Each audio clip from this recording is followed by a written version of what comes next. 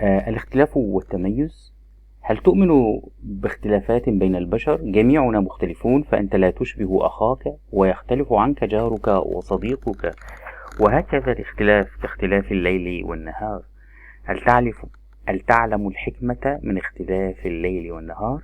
إن اختلاف الليل والنهار من الأمور التي تساعد الإنسان على بقائه في صحة جيدة، إذ يتمثل النهار في الحركة وقيامه بالعمل، إما عند حدوث الليل فيعرض نفسه وجسمه للراحة ليجمع طاقته لليوم التالي.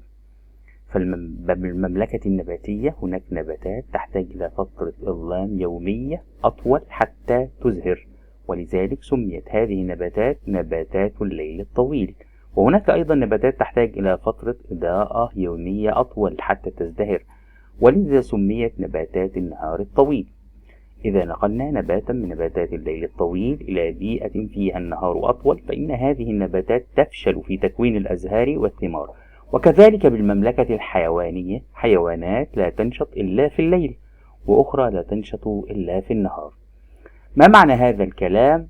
كلنا متميزون، تتفرد في الشكل والصفات وطريقة تفكيرنا، نتفرد في الشكل والصفات وطريقة تفكيرنا ومستوى معيشتنا وملابسنا وما نقوم به من مهن وما ندرسه من علوم وكثير من أوجه الاختلاف، لكننا في النهاية نكمل وجه الحياة، فلا يستطيع أحد منا العيش من دون الآخر، ولا يستطيع أحد أن يحل محل أحد ولا أن يمحو أحد. الاختلاف سنة الحياة التي فطرنا الله عليها. على سبيل المثال، لا يتحدث الجميع لغة واحدة، إذ يوجد بالعالم نحو 100 لغة، تأتي في مقدمتها من حيث عدد متحدثيها لغة الماندرين، حيث تتجاوز 14% من سكان العالم، كما في الصين وسنغافورة وماليزيا وتايوان. تليها اللغة الأسبانية التي يتحدث بها 6% من سكان العالم، أغلبهم بقارة أمريكا الجنوبية. تليها الإنجليزية التي يتحدث بها نحو 5.5% من سكان العالم، ثم الهندية التي يتحدث بها 4.7%، ثم اللغة العربية التي يتحدث بها 4.4% من سكان العالم. هذا بخلاف ألوان البشر والمهن التي يقوم بها خلق الله. الاختلاف لا يقتصر فقط على البشر، لكنه يمتد إلى الكون من حولنا، والذي يحتوي على مئات المجرات السماوية التي تضم بداخلها ملايين الكواكب والنجوم التي تختلف عن بعضها. فالكواكب مظلمة باردة تعتمد في النور والدفء على النجوم، وبخاصة الشموس منها، كما ينقسم كوكب الأرض الذي نحيا عليه إلى يابسة ومياه. كما أن المياه ليست واحدة، فهناك العذبة بأنهار والمالحة في البحار والمحيطات. هل أدركت معنى الاختلاف؟ هو ببساطة تفرد كل مخلوق في ذاته بصفاته وهيئته من دون أن يقلل هذا من شأنه وقدره أو أهميته بالحياة، في الوقت نفسه الذي يحتاج فيه كل مخلوق لغيره حتى تتكامل الحياة. هكذا يمكننا أن نقول: نحن مختلفون، نحن متكاملون. مفردة النص: تزدهر، تخرج ظهورها، يتمثل، يظهر، العيش، الحياة، سنة الحياة، المراد قانون الحياة، نكمل، نتمم، يمتد، ينتشر، هيئته، شكله، إضاءة، إثارة، طاقته، قدرته، يحل محله، يأخذ مكانه. فطرنا، خلقنا البشر، ظاهر البشرة، ظاهر الجلد، تضم، تجمع، شأنه، حاله. التالي الذي بعده: مملكة، المراد عالم، يمحو، يزيل، تتجاوز، تتعدى وتتخطى، يختصر، يكتفي، تفرد، تميز، تتكامل، يكمل بعضها بعضا. الكلمة مضادة: الاختلاف، التشابه أو الاتفاق، الحركة، السكون. فطرنا، فطر، أفنى وأهلك، أغلبهم، أقلهم بقاء، فناء، الراحة، التعب، تتجاوز، تلتزم، العذبة، المالحة، صحة، مرض، يمحو، يثبت.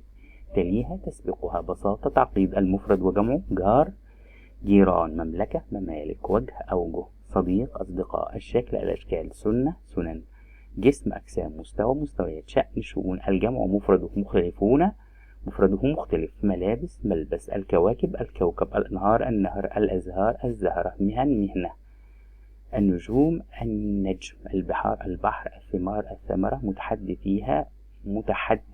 متحدثها، الشموس، الشمس، المحيطات، المحيط. اذكر مثالا على أننا جميعا مختلفون. أنا لا أشبه أخي، ويختلف عني جيراني وأصدقائي. ما الأشياء التي يختلف فيها كل إنسان عن الآخر؟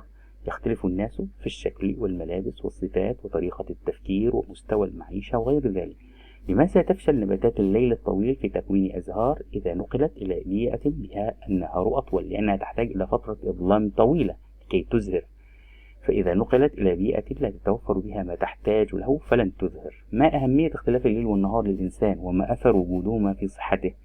النهار للحركة وأداء الأعمال، والليل للراحة ولتستجمع الطاقة لليوم التالي فتظل في صحة جيدة. كيف يمكن أن تتكامل أدوار أفراد الأسرة في المهام المنزلية؟ يمكن أن يحضر الأب الخضروات من السوق، وتطبخ الأم الطعام، ويجهز الابن السفرة، ثم تغسل الابنة الأطباق. كيف تتصرف إذا وجدت شخصا يتنمر على صديقك بسبب لونه أو نمط معيشته؟ أنصحه باحترام الجميع لأن اختلافنا يميزنا. لماذا لا يستطيع أحد الاستغناء عن الآخر؟ لأننا رغم اختلافنا نتكامل في النهاية ويساعد بعضنا بعضا. الاختلاف سنة الحياة حتى على مستوى اللغات. دلل على ذلك. الدليل أنه يوجد بالعالم نحو 100 لغة، ويؤدي ذلك لتعلم الناس لغات وثقافات الآخرين. بما يتميز إنسان عن آخر من وجهة نظري؟ ما يميز إنسان عن آخر أخلاقه وأثره في مجتمعه وأعماله التي تفيده وتفيد الآخرين. ما رأيك في من يفضل مهنة على أخرى في المجتمع؟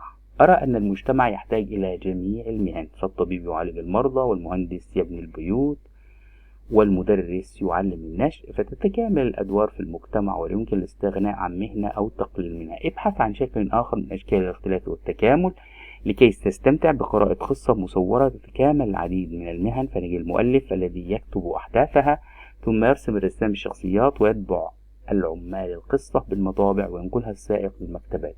ماذا يحدث لو خلق الله جميع البشر متشابهين؟ لن يتحقق التكامل ولن تستطيع تلبية باقي احتياجاتك في الحياة.